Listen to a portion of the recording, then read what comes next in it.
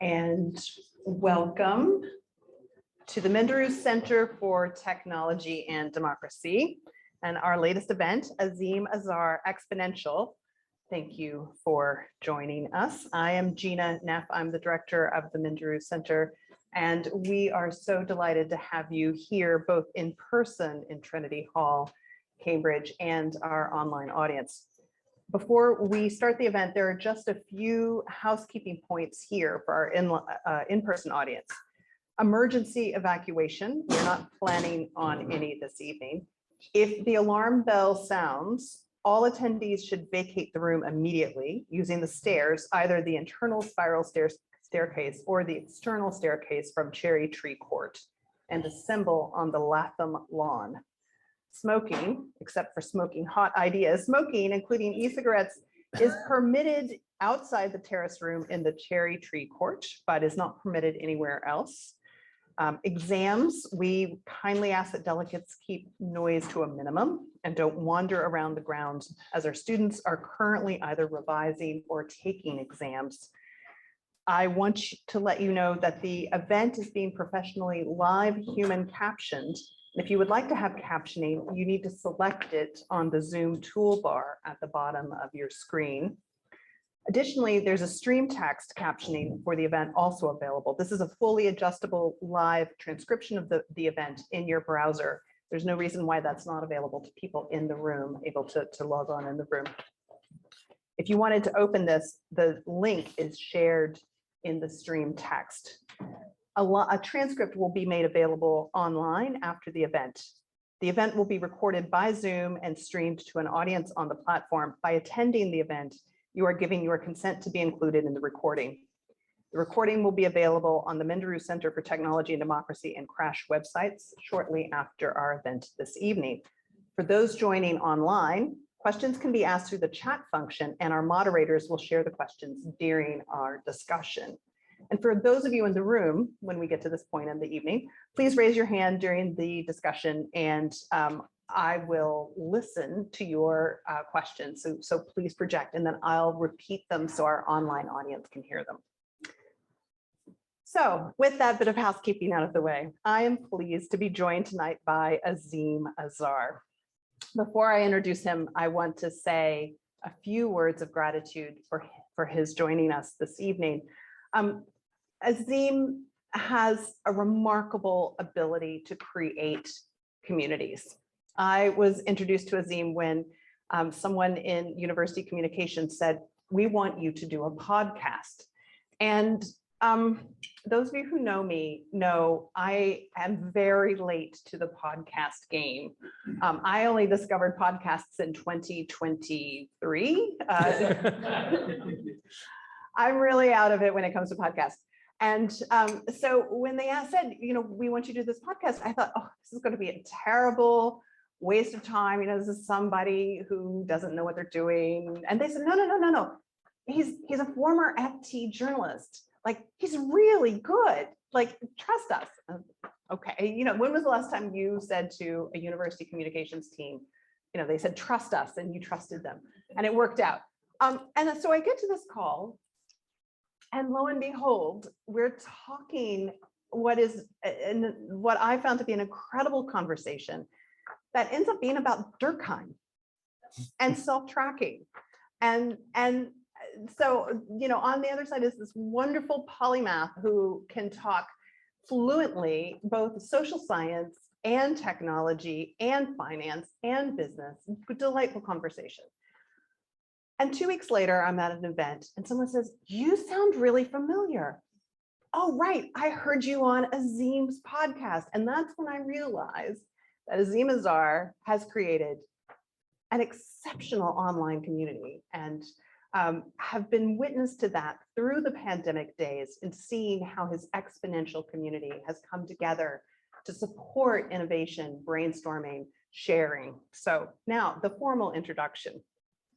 Besides being a great all-around human and brilliant, Azeem Azhar is an entrepreneur, an investor, and author. He's the founder of Exponential View, the leading newsletter and podcast. Exponential View explores political economy of the exponential age, which we'll learn more about tonight.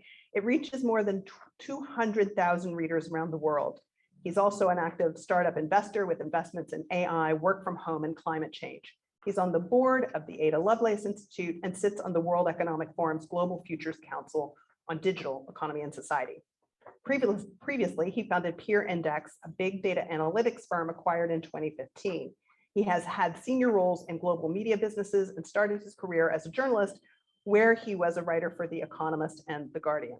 In 2020, he co-authored The State of Climate Tech, a global analysis of venture capital trends and climate change investing with PwC. There's more. Oh, sorry. I'm the sorry one. Tonight, we're going to talk about his first book, Exponential, which explores the transition to the exponential age, and it was published in the autumn of 2021. A pretty difficult time to launch a book, so we're very, very lucky to be able to have a live in-person event here tonight. I will now hand over to Azeem. Join me in welcoming him. Thank you, Gina. Should I just come up this way? Yeah. Oh, perfect. Great. Well, no, thank you, Gina, for that amazing introduction. I think was probably written by my mum. And it's really, really wonderful to be here. It's wonderful to be out and about. It's wonderful to have some sunshine as well. And as Gina said, the book came out in the fall of 2021 or the autumn. And it's actually the best time possible to write a book, because my plan in October 2019 was to spend December 2019 to May 2020 locked in my study. And it all went to plan in the end. So I was one of the few people who didn't get disrupted by the sort of change in work practices, as it were. What I'd like to do today, we'll just talk for about 25 minutes and then sort of move into a Q&A, is just run through some of the ideas in the book, which is here. I picked up the last copy in Heifers, I'm afraid, so I will be giving this out as a prize later because I left my copies at home.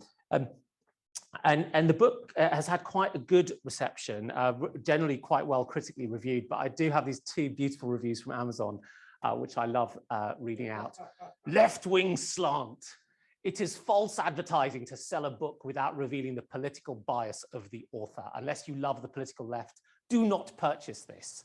Then on he goes. And the other one was, it could have just been a couple of blogs, but stretching it into a book seems a bad idea. Substance is light. And you know, that's, I suppose, is the beauty of the internet, which is it's this wonderful canvas for all sorts of opinions. My editor, I think, particularly will disagree with this, because when I submitted the first draft, there were 1,300 citations in it. And he said that you can't put a book like this out with 1,300 citations. So curmudgeonly, I cut it down to 450. So the heart of the argument is that we're starting with a kind of couple of important axioms, which I know for the sort of sociologists and the political economists amongst you will be very familiar to you from your own work, which is that we live in a world of complex socio-technical systems. That is that the sort of political institutions or our communities work, the way technology networks work, are all rather interrelated, and that they don't follow sort of simple linearities. They're not like, for sake of argument, a couple of 100 yards of here, an apple falling from a tree and hitting the ground. There are lots of feedback loops, there are lots of lags, and they are quite complex to analyze. And the second is that, and this is really important, and I dispense with this in the introduction of the book, and I don't really return to it, which is that technology is not deterministic. So there has been, not amongst the researchers and the academics, but amongst the builders of technology, a belief really starting in the late 19th century, but it really accelerated in the mid 20th century, that technology was somehow deterministic, that it was a train upon which you had to leap, and if you didn't leap on that train, you'd be left behind. And that in itself is a sort of lifetime study to unpick that. But I start as a sort of given that technology isn't deterministic. It's something that we can shape and that we are shaped by. Which then takes us really to the overview of the argument, some of which I'll be able to get through when I'm talking. It's that we are at a moment in history that certainly is quite unique, where we have general purpose technologies that are improving at really, really dramatic and radical rates. So I call them exponential general purpose technologies. And general purpose technologies are they're rare, they come along very infrequently. They're technologies that can be used in any part of our economies, in any part of a firm, and have quite often quite long-term second, third, and fourth order effects. A very good example of general purpose technology might be something like the steam engine or electricity, where the changes that were marked by electricity were not simply in one industry. They were really in the reconfiguration of how work operated, what cities looked like, the availability of labor at home, because we started to be freed of the cycle of dusk to dawn. And it's the other way around, isn't it? It's dawn to dusk when we get to work, unless we're vampires. And so a general purpose technology has these really dramatic shifts. And I argue that for the first time really since the turn of the 20th century, between 1890s and 1920s, we have a series of general purpose technologies that are coming to fruition. They create all sorts of new potentials, as surely as the internal combustion engine put into the car and the ship and the plane transformed industry and society. These technologies will transform industry and society as well. But the second is that the world in which we live in is governed by a set of institutions. Some of these institutions are very, very formal, and we need to fear them, like speed cameras and having to do our tax return every year. And some institutions are much less formal. They're sort of habits and norms and customs. But the institutions being sociological phenomenon, phenomena of groups of people coming together, will adapt more slowly. And that what that creates is this primary lens, which is the idea of the exponential gap.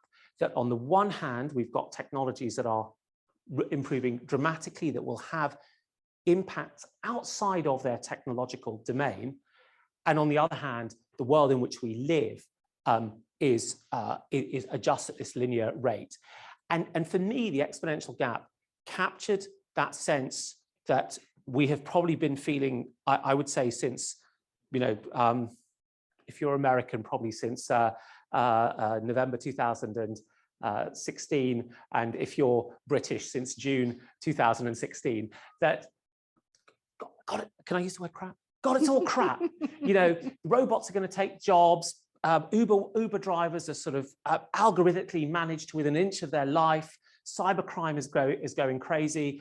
Where does this all come from? And I see it as that gap. And my conclusion is that we need this systemic overhaul. So if we talk about the general purpose technologies, and I think it's really important to start with the technologies and an understanding about how they arise and why they change the way they do. The four general purpose technologies that I see as being dramatically important are, the first is the one we're most familiar with, which is the fields of computing and AI. And what those technologies are doing is that they are essentially making it increasingly cheap to perform calculations. As a way of understanding this is an Apple Watch that I apologize to anyone who studies the dangers of wearing fitness trackers, for example, but this Apple Watch was given to me for free when I got a new mobile phone a couple of years ago, which is how common they have now become. And yet it's more powerful than the most powerful supercomputers that governments used to use to model the weather only back 35 years ago. and it's now free. So you have this one technology, which is computing and AI. And many of us are familiar with it because of the idea of Moore's law. But there are three other areas which, where there are GPTs, I argue, that are emerging. A second is in the domain of biology, because biology over the past 25 or 30 years, because of breakthroughs in certain theories, has become much more of an engineered discipline. And we are now able to look at biology less of as a slow-moving, rather empirically driven experimental process, but more as something that looks like a high-throughput industrial system. And the technologies that are being developed in there that relate to gene sequencing, we're all familiar with that if we've had PCR tests, but also to gene editing, protein re-engineering, and cell engineering, are creating a whole set of new industrial processes. The third set of technologies are those that relate to new energies.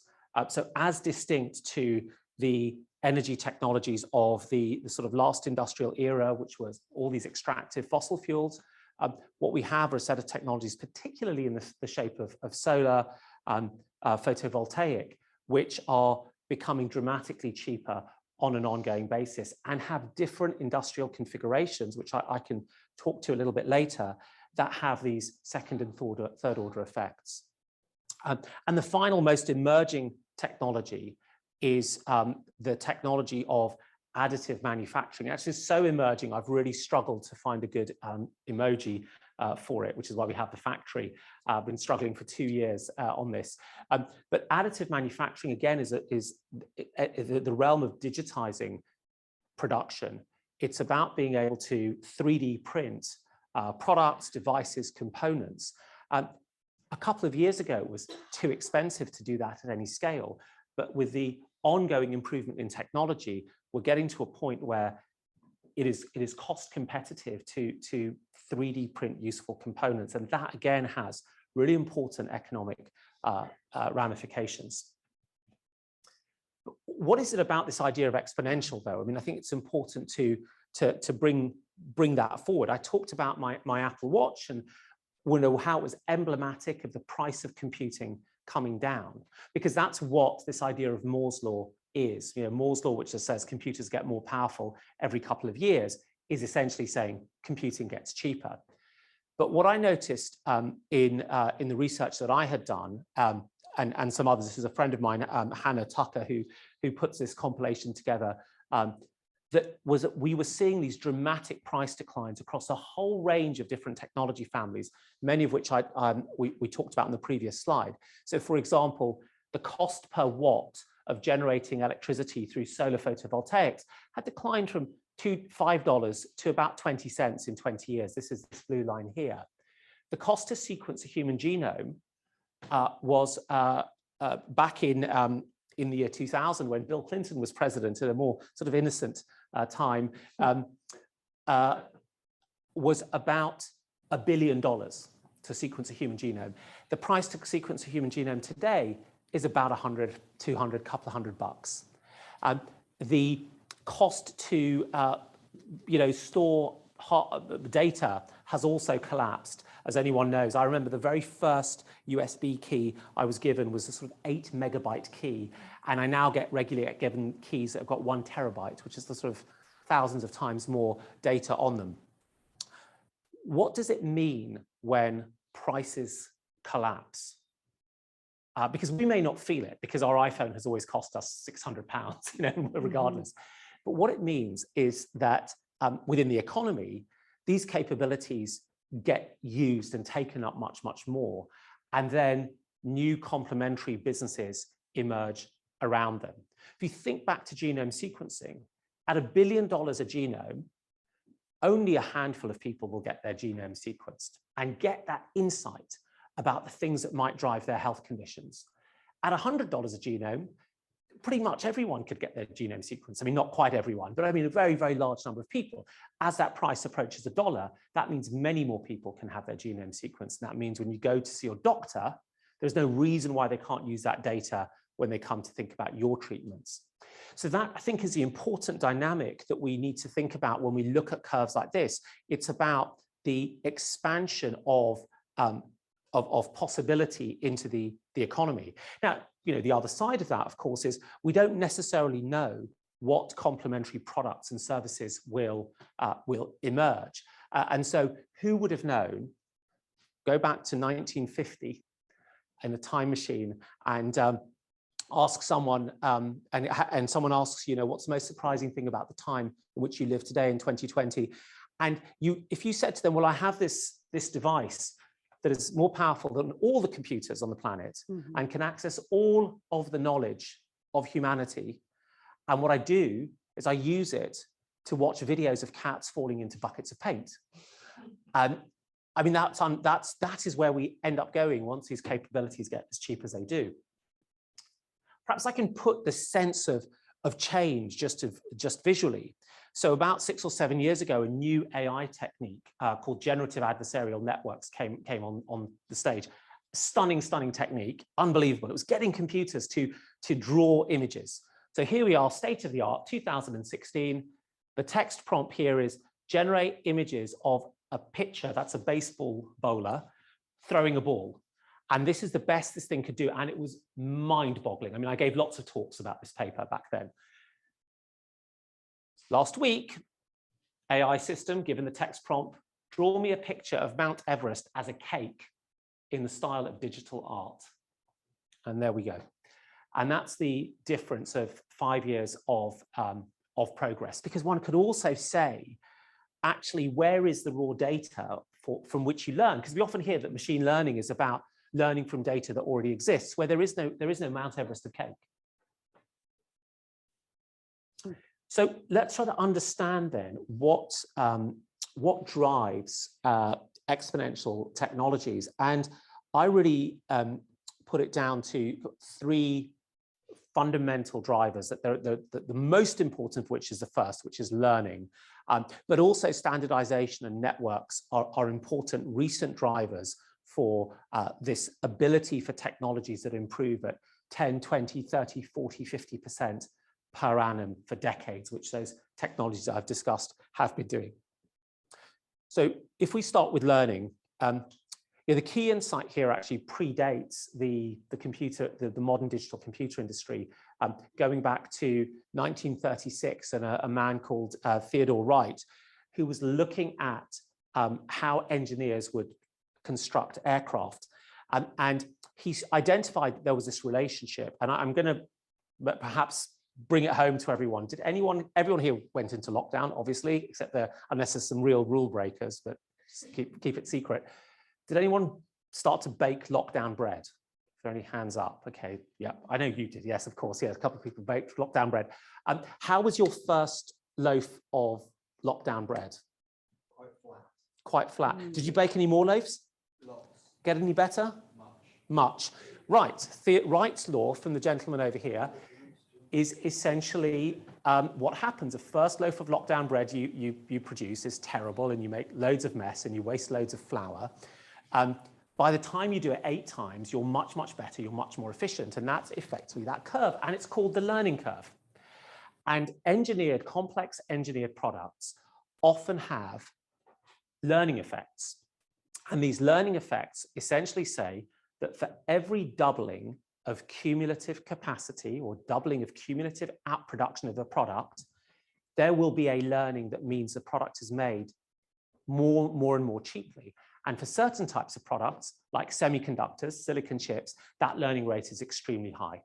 And that drives the cost declines that we see across many of these industries. The reason I love that, by the way, because as you know, I've got this left-wing political bias according to that Amazon review. But I do have a bias because I'm a human and I was producing something, and that's what humans do. We embed our biases in, is that I think learning is such an important human characteristic, and it's such a social characteristic because we learn together individually in conversation. It's why we're gathered here today in Trinity Hall. And it is also the thing that sets the clock speed for the improvements in the exponential age, this learning rate. And we have we are getting better and better in many ways at walking down this learning curve.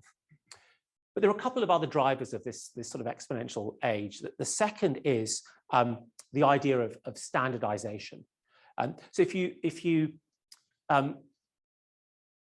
think back to when you're at home and the batteries in the remote control run out, as they often do in our house, what you will do is you don't have any other batteries at home in your house. So you go to something you don't use very often, like your camera, and you rip the batteries out of them and you drop them into the remote control. The reason you can do that is because of standardization. Standardization enables larger markets for products, which creates better incentives for people to produce them, which reduces the cost. But it also means that learnings in one market transfer across to another market. And the hallmarks of industry in the last 60 or 70 years has been a dramatic increase in the number of standards that exist that allow systems to interoperate. When I first started work back in the early 90s, I used one of the early speech synthesis applications, and sorry, speech recognition, not speech synthesis, speech recognition, and it was, I mean, by modern standards, it was not very good, to be honest. But they had to build their own microphone and have their own software and have their own program, word processing program, because they couldn't plug into WordPerfect or Microsoft Word. We have a great speech recognition investor in the room at the moment. It was a Lanu and Husby system. But the point was that you had to build your entire thing. Today, because of standardization, because of these things called APIs that live in software, the guys who want to build, the team that wants to build speech recognition only needs to excel at speech recognition, and they can rely on standardization to deliver everything else they want. The impact of standardization is that it can accelerate the speed with which products can come to market, which drives that exponentiality. And one of my favorite examples of standardization has been in the space industry. So about a decade ago, a couple of academics from Berkeley University came up with a standard specification for a satellite, which they called the nanosat. They essentially said, look, if we make nanosats out of these kind of common Lego bricks that you can plug together, we can reduce the cost of building a satellite. And because those satellites have the same form factor, it will mean that the launch vehicles can be simpler and the cost of launches can come down. And you can go onto a website called nanosats.eu and you can look at the number of satellites launched year by year. And there's this curve, this exponential curve that ticks up in 2013 and goes crazy after that because standardization entered that industry. So standardization is really important. And then the third thing that's important is networks. And there are three that matter: that of finance, that of trade, and that of information. I go into more detail in the book. But the key thing about networks is that on the one hand, they make markets much bigger, which creates bigger opportunities. But on the second hand, they make information, knowledge, and learning travel much faster. So one of my favorite stories about this is a girl called Laura Connell, who is probably now about 20, 21. She was 17 when I met her at a science competition. And what she had done as part of her sort of second last year at high school and entered the science competition was built a working machine vision model that could look at scans of pap smears and determine more accurately than a typical doctor whether they were abnormal or not. There had been a cervical cancer scandal in Ireland a couple of years earlier, and so lots of high schools had sort of entered this tournament. And the fascinating thing was that Laura, who was not even from Dublin or Cork, from some really small town in Ireland, had never programmed a computer before. And her first program was this thing that outperformed a kind of typical consultant in a lab scale, right? Lab scale, not actually in a hospital. But the technologies she used had only been written up 3 years earlier at Stanford University, and actually hadn't gone through the full peer review process to get into a journal at the time, because the internet had, through its networks, had compressed the time it took to get that knowledge into the market. So those for me were the three drivers of this idea of the exponential age. And I felt, as someone who's been working in the tech industry for nearly 30 years, that people are very used to mostly men standing on stages very breathlessly saying, and one more thing, this is going to change the world, or this is our greatest ever, and this will change the way you live. Well, you can remember things like the launch of the Segway that was going to change personal transportation, and a million other things. But what we need to do is we need to make sure that we don't get too skeptical. And so I went to a lot of trouble to try to explain why I think these processes happen, and to demonstrate in the first few chapters of the book that they actually do indeed happen. So if I've persuaded you, maybe I have, maybe I haven't.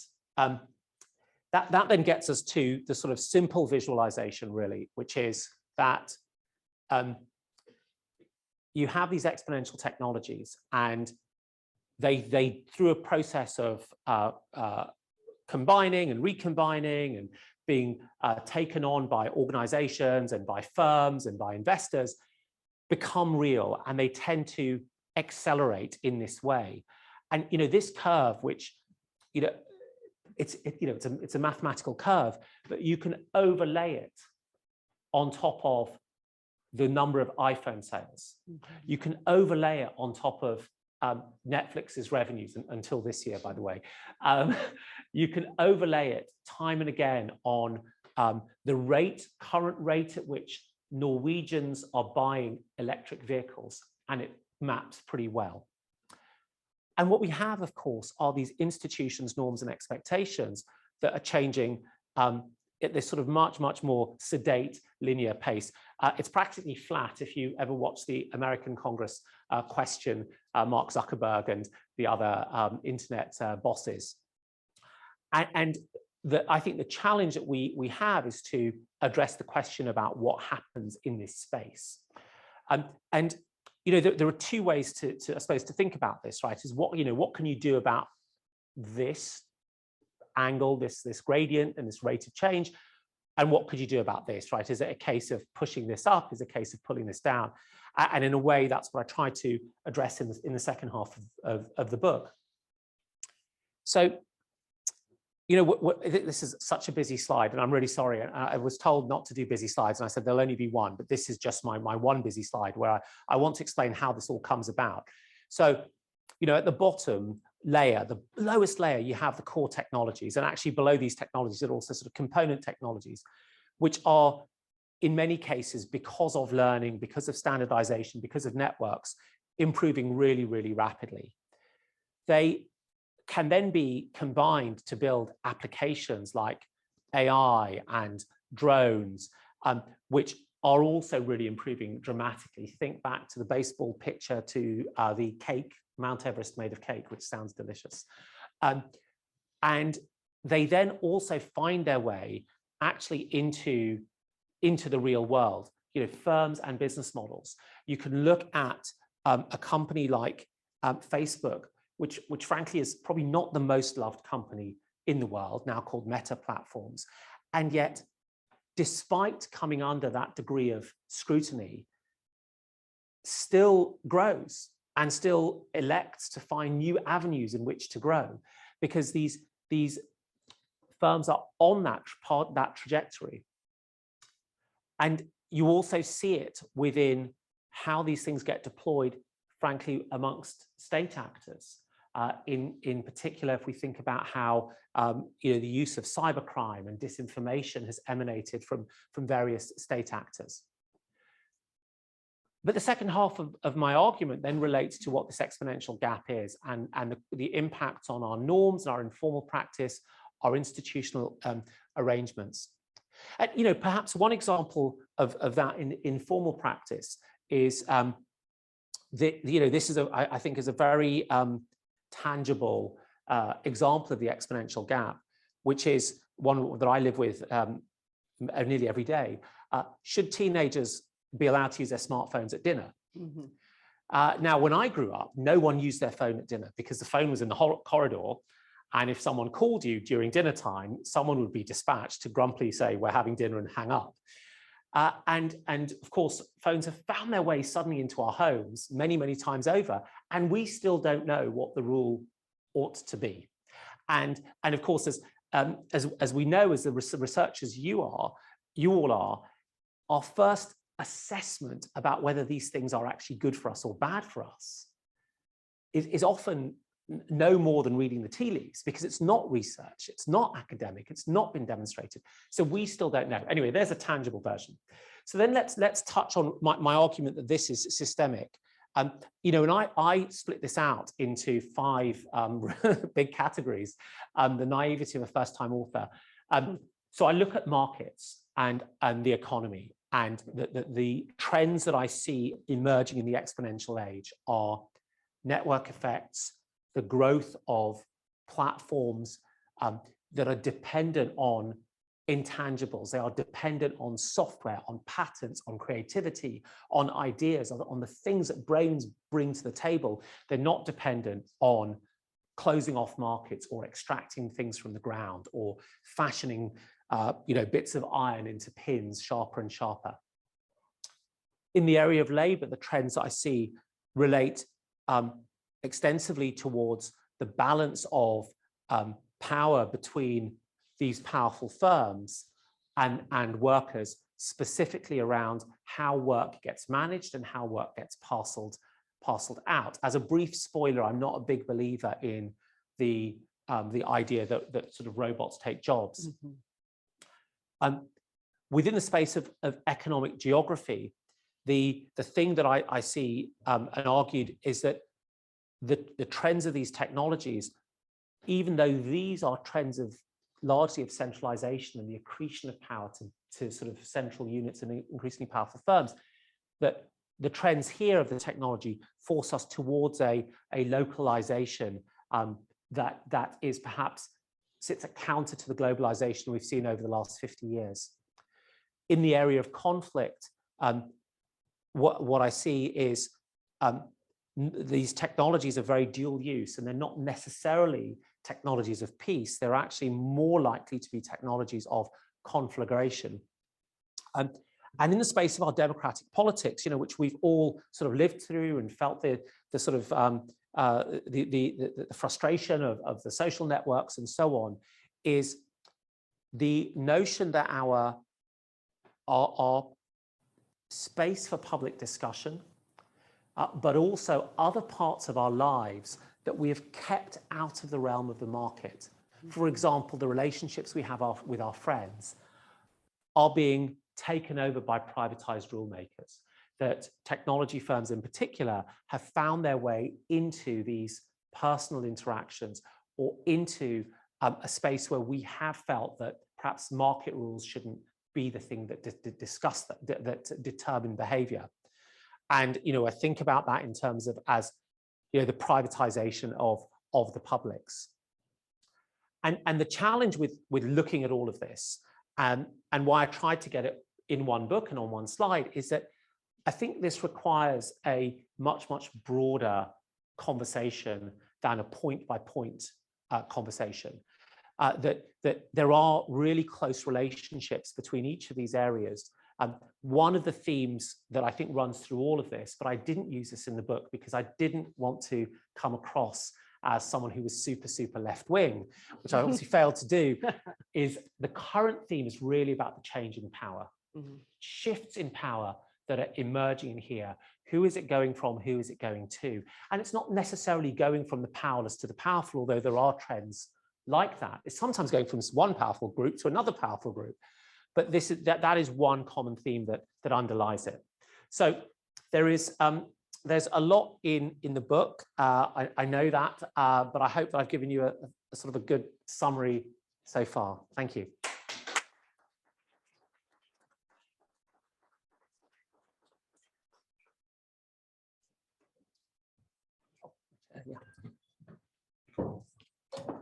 Thanks, Jamie.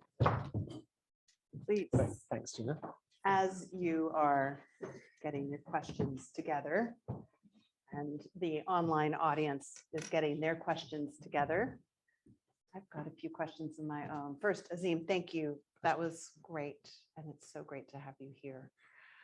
I was really, so I'd love to pick up where you left us, because in the book, you talk about the new world disorder and this gap between where our technologies are and how they're growing and how our institutions are not growing leads us to all kinds of problems.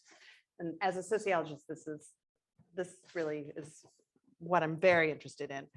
I think, you know, writing there in 2019, 2020, you know, you seem now almost prophetic in talking about the new wars, right? We find ourselves in a moment where there's a war in Europe, and it is a very different kind of war than we've seen in Europe before. My question really is, do you see the disorder that's coming from the exponential gap in our social institutions? Do you see this as permanent, or do you see this as a result of the gap? Like, can we ever catch up in our institutions? Yeah, no, it's such a great question. And I've got, yeah, you know, I've got a mic. And I would say in that chapter, I do have a big section on the Turkish Bayraktar TB2 drone, which, if anyone's been following the conflict in Europe, has been sort of one of the unsung heroes. Well, it's highly sung. There's even a song about it now, of the Ukrainian fight back against the invasion. So I think that that we do, you know, part of the challenge with in the New World Disorder, we've sort of run through those ideas, was that the idea that any conflict is a balance between the costs to the aggressor and the benefits that they might see. And if you make the costs extremely high, the best example is mutually assured destruction, you stop aggression. If the costs get lower and lower, because you don't have to send soldiers to die, you can send a drone, or you can just constantly needle someone through cyber fraud and cybercrime, you construct this, this moment where essentially you have a persistent set of sort of aggressions, and that's where that idea of new disorders comes about. And then the question is, how do you, you know, and what's going on, of course, is that drone technology is making physical attacks cheaper and cyber crime is making it cheaper, but also we're much more vulnerable, because every time, you know, I was never, until 2005, you know, no one would ever consider that little old Azeem is a national entry point if you wanted to invade British infrastructure, right? You'd have to send ships and tanks somehow to us. But the moment I was connected permanently to the internet with a leased line, I was an entry point to the British network. And, you know, if you've ever bought a smart light bulb, you've created an entry point, a weakness for an adversary to get to you. So then the question is, well, what would it take for those sorts of things to be addressed? And I think we do have an adjustment period, rather than saying it's hopeless.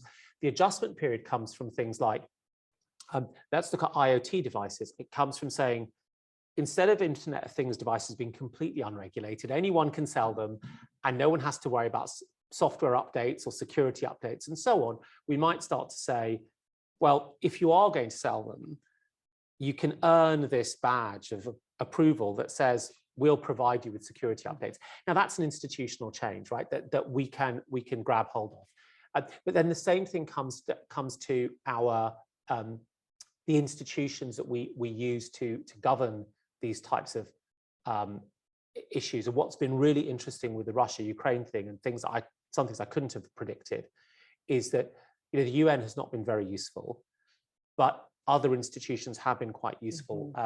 You know, the EU being one, but ones that we perhaps are not as obvious to us, like the Five Eyes. So Five Eyes is an international group of 5 countries: the US, Canada, the UK, Australia, New Zealand. Apologies to any New Zealanders. And Five Eyes could only exist in the exponential age, because how else would you have spies in 5 different countries looking at data in real time? The same data. And so there are new institutions that can emerge, but they do take time. So I think we're in a period of needing to make those adjustments rather than hopelessly lost. Another area of hope or hopelessness might be the impact on our notion of citizenship. So, you know, that sense of, you know, what is to be done is certainly mobilized and thought through how we experience the world in social media, and the kind of new word. And not only is it through our IoT devices that we can be brought in as ways that adversaries might reach us, but active disinformation campaigns, information operations, and misinformation and disinformation are ways to sow seeds of confusion and distrust and malcontent. Yeah. How do you frame the exponential age in terms of citizenship? Well, you know, I think it's fascinating to see again what's happened with in Ukraine, because the Russians, who are meant to be great at misinformation and misdirection, have not been so good at that in the last sort of 2.5 months, and the Ukrainians have won the meme war, really just in remarkable ways. And I think it demonstrates that perhaps these tools need to be used as part of countering some of the strategies. A great example that predated that invasion was in Taiwan. They actually do have someone who is in charge of memes within the digital ministry. And they are doing a lot of memeing because they realize that that is the way to also communicate.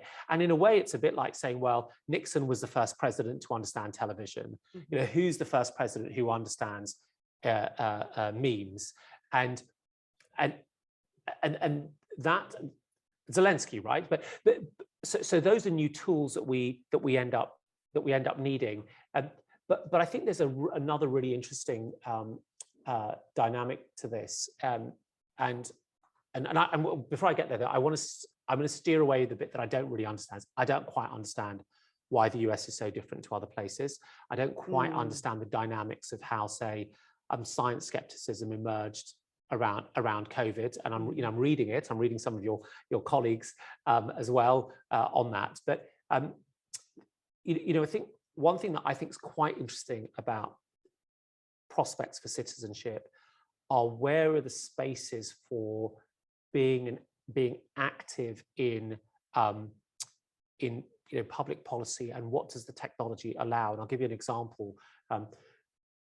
In power generation, for the last 100 years, power generation has been a very industrial process. Somewhere on the coast, for £1 billion, is a gas power station that pumps electricity in one direction. It's regulated nationally, and little you or me can have no real say and no sense of agency over that. And those decisions are taken very, very far away from us. But as some of these new technologies allow for very decentralized power generation.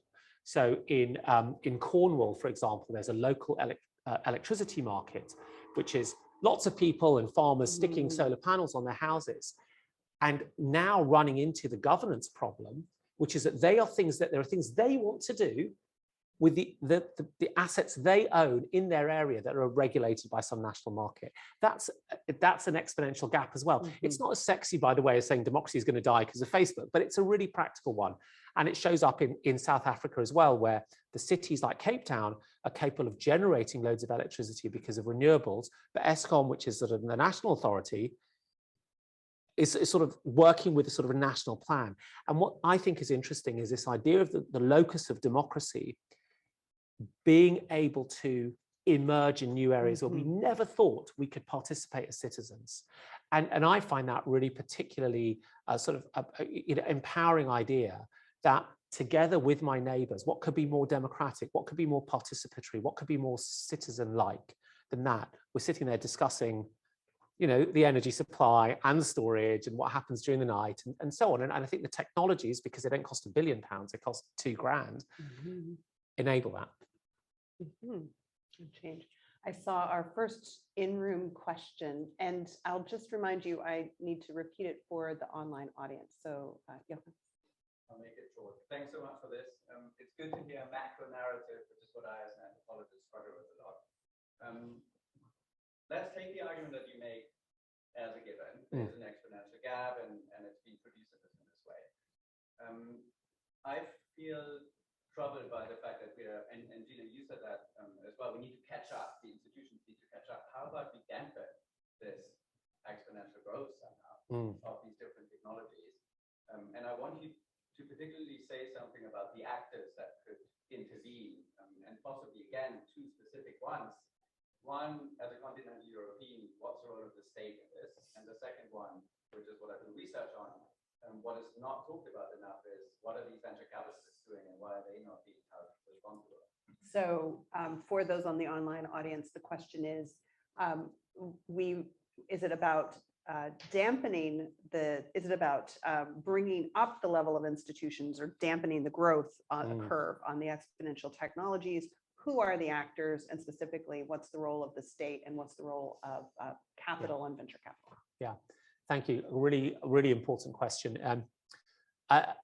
One of the reasons I give these sort of underlying processes, right, of the learning curve and standardization, componentization, and networks is to identify that there are these underlying processes that are quite hard to avoid. The problem with knowledge, as Eve discovered, is that once it's out there, and it can't go back in. And so I think it's quite hard to slow those processes down. And I thought quite hard about this question in the sense of, well, you know, could you as a given state say, look, we're not going to allow these types of developments?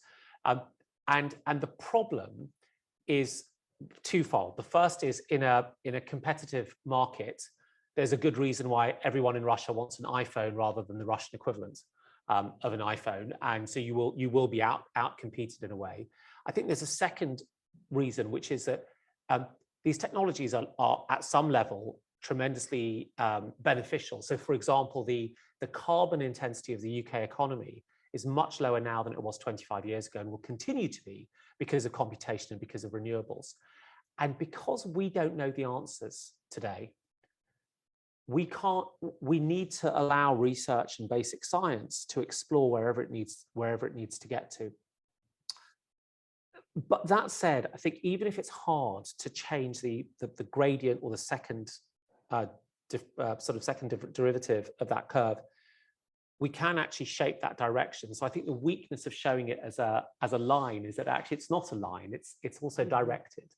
And how does that direction get shaped? I think that direction gets shaped by values, and it gets shaped by storytelling and narrative.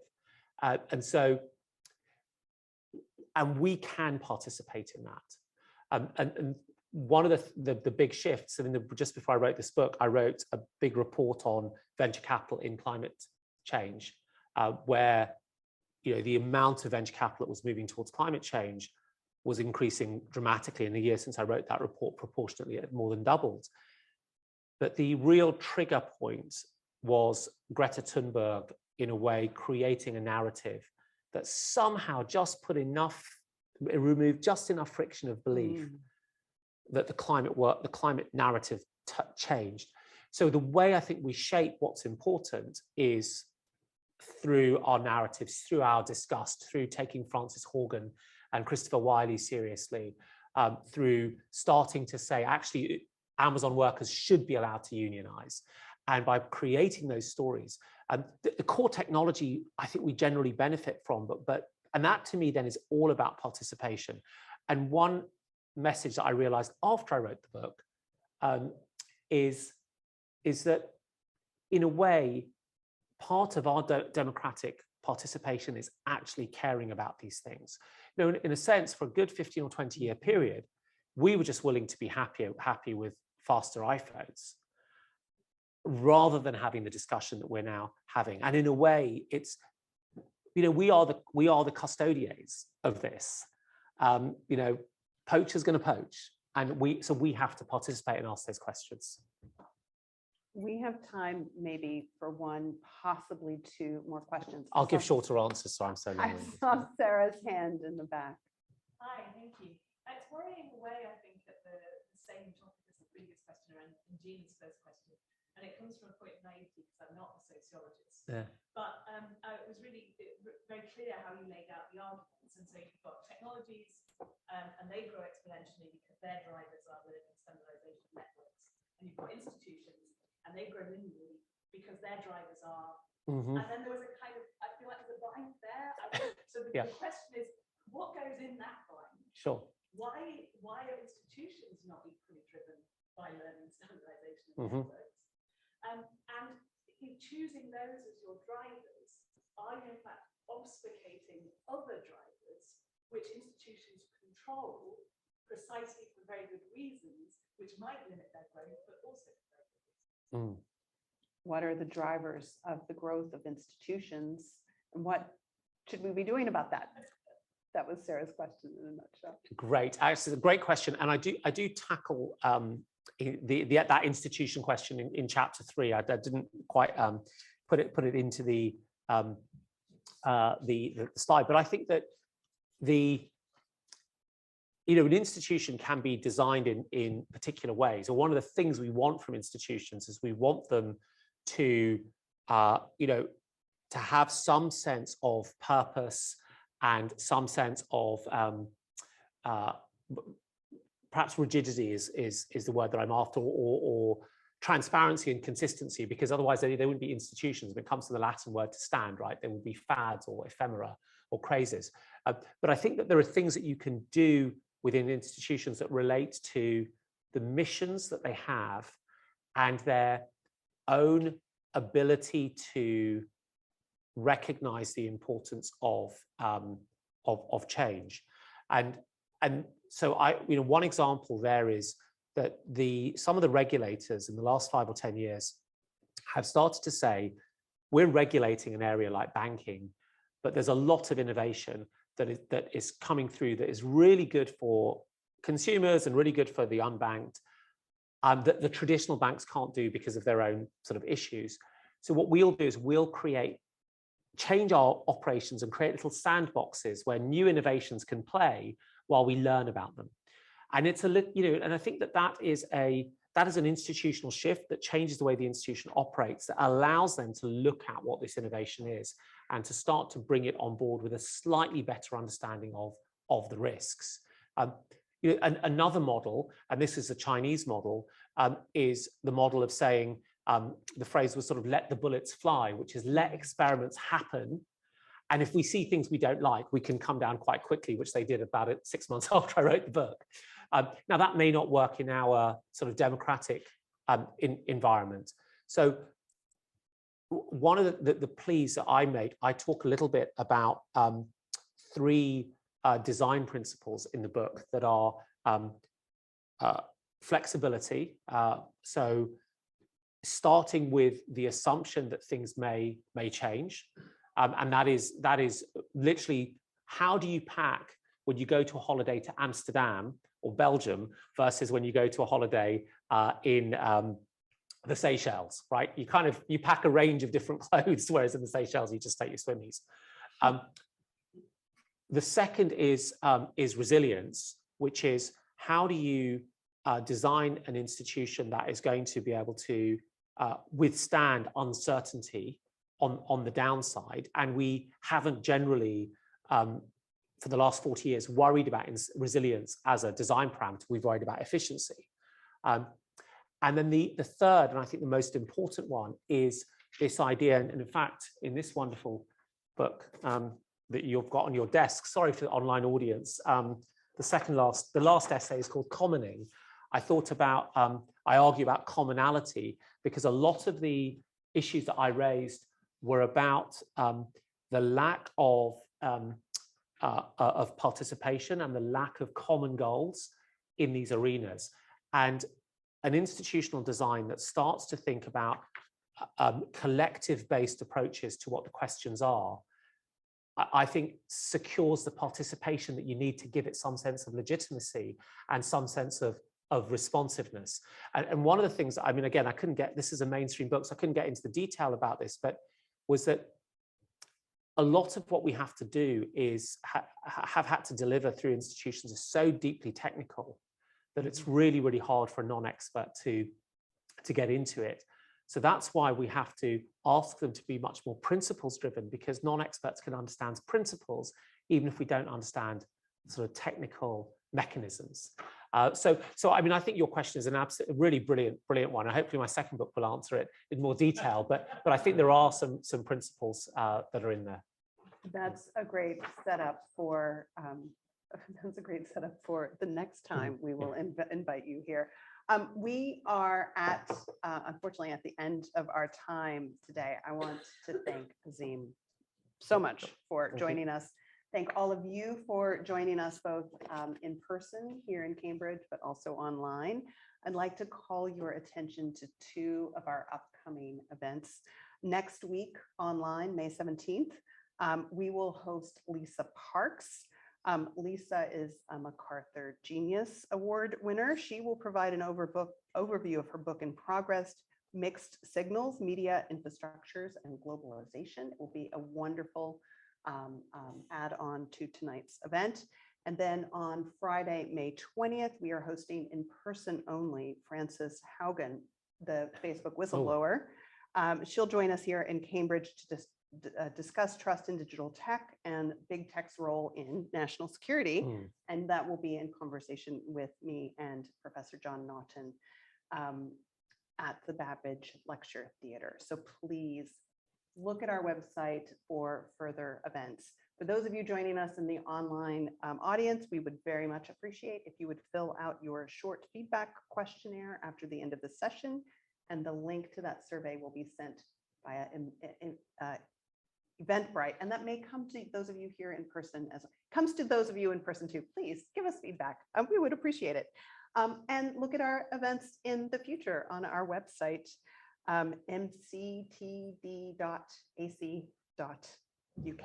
Thank you all so much. Join me in thanking Azeem.